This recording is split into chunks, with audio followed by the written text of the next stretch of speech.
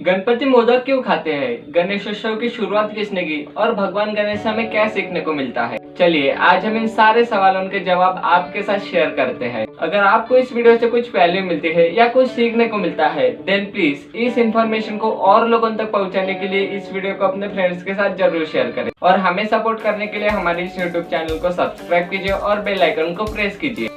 हम मोदक क्यों खाते हैं? क्या इसके पीछे कुछ रीजन है? मोदक ये सिर्फ फूड नहीं सुपर फूड है और इसके दो सुपर पावर्स है, coconut and jaggery. Coconut is easy to digest, ये आपके मेटाबॉलिज्म को बूस्ट करता है, आपके बॉडी में गुड कोलेस्ट्रॉल को बढ़ाता है और मानसून वाले डिसीज कॉजिंग बैक्टीरिया से फाइट करने में हेल्प करता है। Jaggery fights cold and flu, ये आपके लिवर को डिटॉक्सिफाइज करता है और डाइजेस्टिव एंजाइम्स को एक्टिवेट करता है। The secret over here is steaming. Steaming retains 90% of the antioxidants. खाने का कलर, टेक्सचर और फ्लेवर रिटेन होता है। It preserve nutrients, vitamin B and C, potassium, phosphorus and zinc. Modak ये सिर्फ खाने में ही अच्छे नहीं है बल्कि हमारे हेल्थ के लिए भी फायदेमंद है। भगवान गणेश हर साल गुडनेस से भरी हुई ये सारी चीजें मोदक के रूप में हमारे घर ले आते हैं।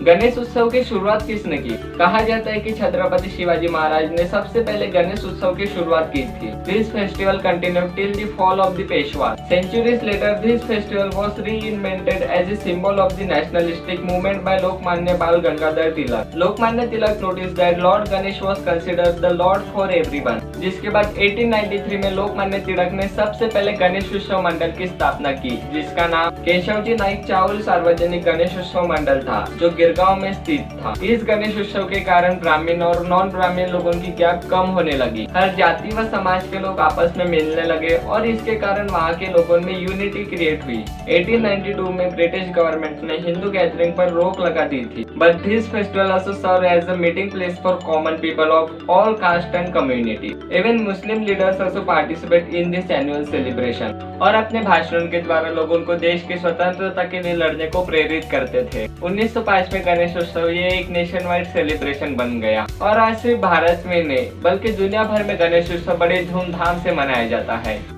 भगवान गणेश जी से हम क्या सीख सकते हैं? चलिए हम इसे कहानी के थ्रू समझते हैं। It is believed that goddess Parvati created Lord Ganesh by carving out a boy's idol from turmeric paste and breathing life into it in the absence of Lord Shiva. जिसके बाद पार्वती नहाने के लिए गई थी और जाने से पहले पार्वती ने गणेश जी को किसी को भी दरवाजे के अंदर प्रवेश न देने के लिए कहा था। जिसके कुछ समय बाद वहाँ भगवान शिव आए और अंदर जाने की जिद करने लगे, लेकिन गणेश जी ने माँ की आज्ञा का पालन करते हुए शिव जी को अंदर जाने से रोक लिया। जिसके बाद भगवान शिव ने क्रोध में आकर गणेश जी का त्रिशूल से सिर काट दिया। जब ये बात माँ पार्वती को पता चली तो गणेश जी को फिर से जिंदा करने के लिए शिव जी से कहा और इसके बाद गणेश जी को हाथी का सिर लगाकर फिर से जिंदा किया गया। गणेश जी की ये कहानी हमें ये सिखाती है कि अगर कोई आपको किसी आज्ञा का पालन करने से रोक रहा है और स्पेशली अपने पेरेंट्स ने दी हुई आज्ञा, उस आदेश का पालन करने के लिए कितनी भी कठिनाइयां क्यों ना आ जाए, लेकिन हमें माता पिता के आज्ञा का, माता पिता के आदेश का पालन जरूर करना चाहिए। जिस प्रकार भगवान गणेश ने अपनी जान जोखिम में डाल दी लेकिन अपने माँ की आज्ञा का पालन नहीं तोड़ा।